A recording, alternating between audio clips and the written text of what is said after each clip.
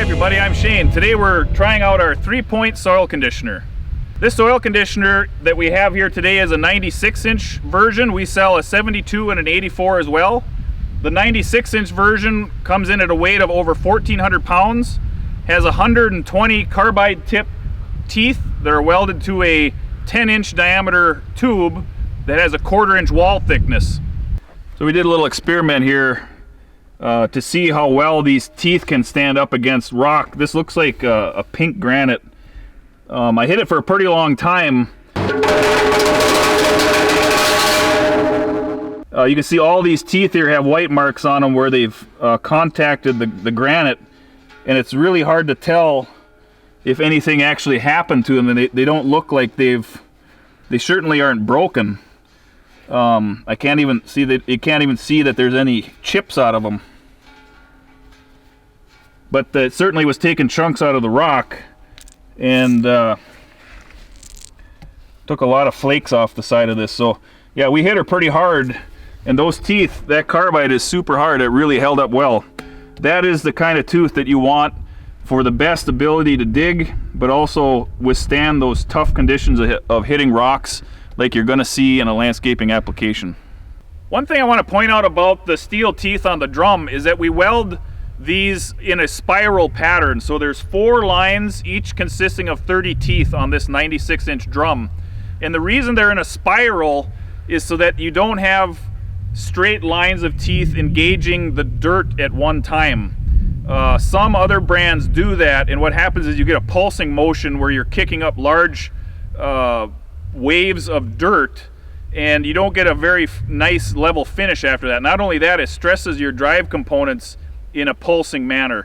When you have the teeth in a spiral manner, you always have the same number of teeth engaging the ground at all times, so it's a nice smooth transition between the power going to the ground. The drive system of this soil conditioner consists of a clutch protected PTO shaft that runs into a right angle gearbox, and then the shaft runs out to the end where we have an oil bath chain, which is a size 100 chain, and that's giving us an output speed of about 190 RPM. That's with an input of about 540. The 3-point frame is set up for category 1 and 2 3-point connections. It works best with tractors of a horsepower from 25 to 55 horsepower. The backbone of this frame is a huge 4-inch by 8 rectangular steel tube that runs the full width of the frame. This is built to withstand the pulling and the twisting that goes on when you're digging in soil. The gearbox position is directly under the pivot point of the frame, and that enables you to maintain the drum working with centered on the wheel track of the tractor. So no matter where you pivot it, it'll always be centered on your wheel track. This frame has standard hydraulic angling and pivots both directions 15 degrees. The large steel drum is designed to not only dig deeply but also push a large amount of dirt if needed.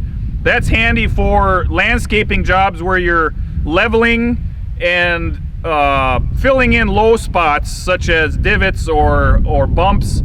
It's going to give you the amount of dirt that you need to fill in those low spots. So we did some preliminary tilling here in this bean field from last year. It was chisel plowed last fall, and it hasn't been touched all winter, so it's pretty firm. We had a lot of snow this winter, really compressed the dirt down. It's pretty packed.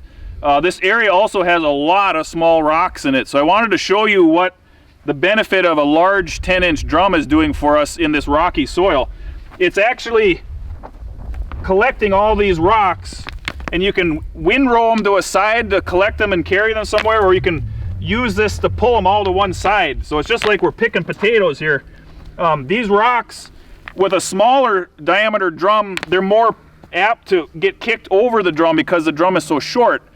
But with a 10-inch drum, you can be digging 1 or 2 inches deep in the soil and still have that 8 inches of drum above acting like a dam. So it's preventing these rocks from getting recycled or kicked over the top of the drum. That's an excellent way to prepare a seed bed for planting of sod or grass seed. Now, this is the first pass, so If you really wanted to make it nice, I'd probably take a second pass where you tickle the surface again and windrow even more rocks to one side or the other.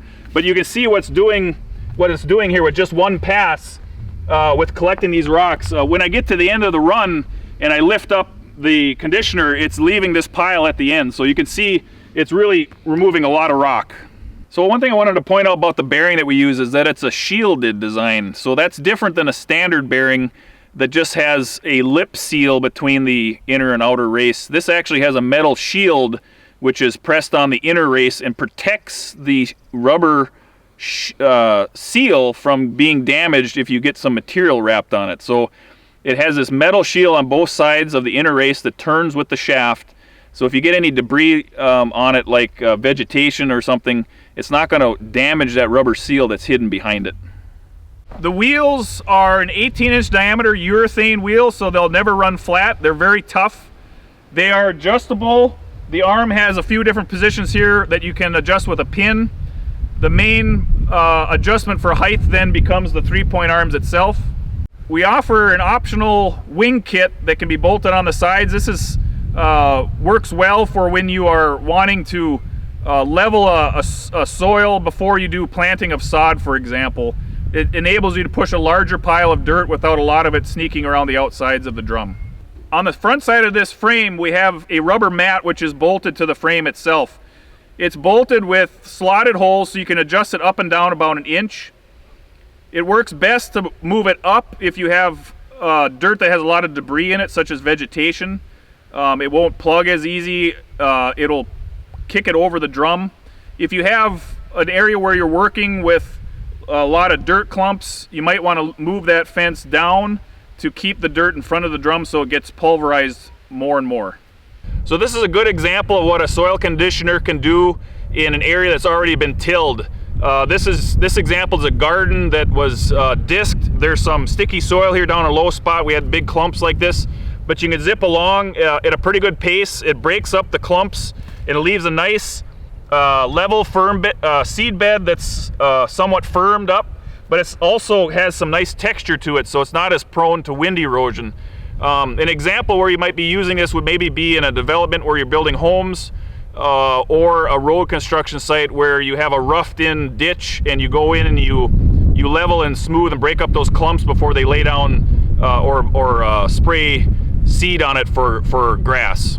Be sure to check back later as we do more videos. Give us a call or check our website if you have any questions.